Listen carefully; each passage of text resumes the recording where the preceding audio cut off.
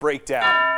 Film critic Josh Bell joining us to give his review of two new movies. Yes. A little double trouble action today. Sure. Let's start things off with Charlie's Angels. This is obviously a movie that's been remade several times. Oh, it has. Is there some changes to this one? Obviously a new cast, of Yeah, course. there's a new cast. Of course, this was a TV series back in the 70s. There were a couple movies starring Drew Barrymore and Cameron Diaz and Lucy Liu, which I actually love those movies from the early 2000s. A lot of people did. And there was a TV reboot in like 2011 or something that nobody watched. So now we've got a new movie starring Kristen Stewart, Ella Balinska, and Naomi Scott, who played Jasmine in the recent Aladdin remake. Right. So Kristen Stewart, really the main, like, well-known name among these angels. From Twilight. And right, of course, others. and a whole lot of other stuff. Yeah. Yeah. And Elizabeth Banks also plays Bosley, who's like the handler of the angels, and she actually also wrote and directed this film. Okay. So she's kind of the creative force behind bringing back Charlie's Angels, who are, of course, these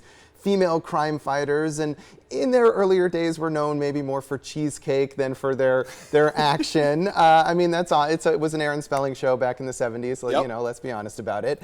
This version tries to bring more of a feminist message to it and make it less about the looks of the women and some more substance, I guess. I don't know if that's entirely successful. You think they missed the mark on that? I think they did a bit. I mean, Okay. I think they have good intentions and they try to force it where it maybe doesn't entirely work.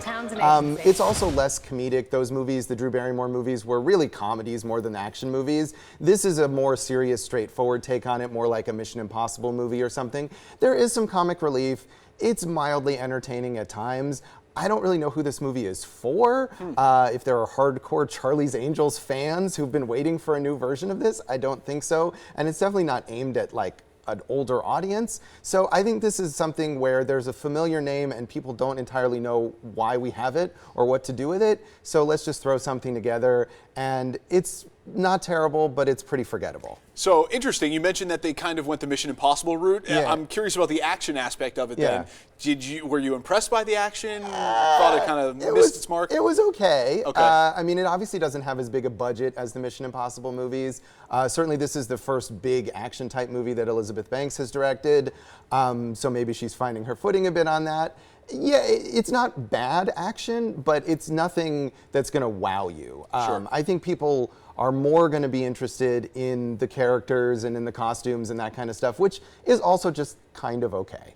It's nostalgic. I mean, for anyone who has been a fan of the series, you want to see what they're doing in the newest edition. I suppose, but again, I feel like people of a generation who maybe even like watched the movie in the 70s, I don't know if they're going out to see a Kristen Stewart movie now. And you know, for me, those movies from 20 years ago, I just watched them again a few weeks ago, and that was a lot more entertaining, honestly, than this one. Okay, fair enough. Yeah. Let's move on and talk about our second film, which is Ford versus Ferrari. I know Christian Bale and Matt Damon are Yes. starring in this. That automatically gets my antenna up and kind of sets the expectations high. Can you tell me a little bit about the backstory, though? Is this based on a true rivalry between these two car makers? Yes, it is. It's based on an incident in the 1960s when Ford decided it was going to develop its own line of race cars to compete with Ferrari race cars in this famous race in France, the 24 Hours of Le Mans. So Matt Damon plays Carroll Shelby, who is a famous driver and car designer. Actually, his company has their headquarters here in Vegas these days, although none of the movies in Vegas.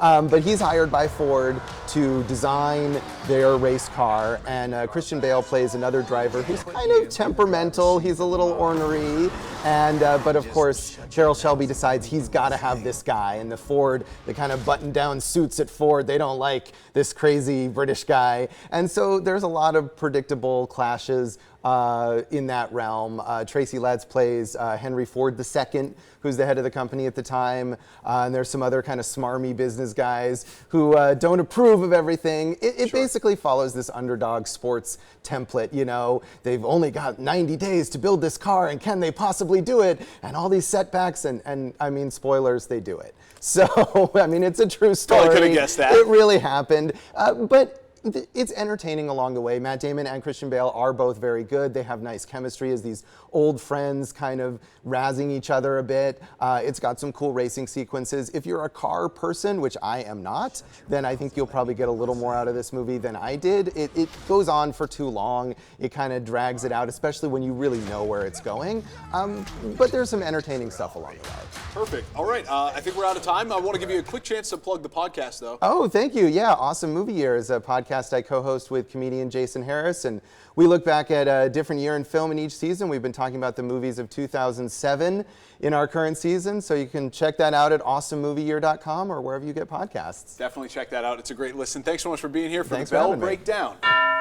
All right, time for a quick break. We'll be right back.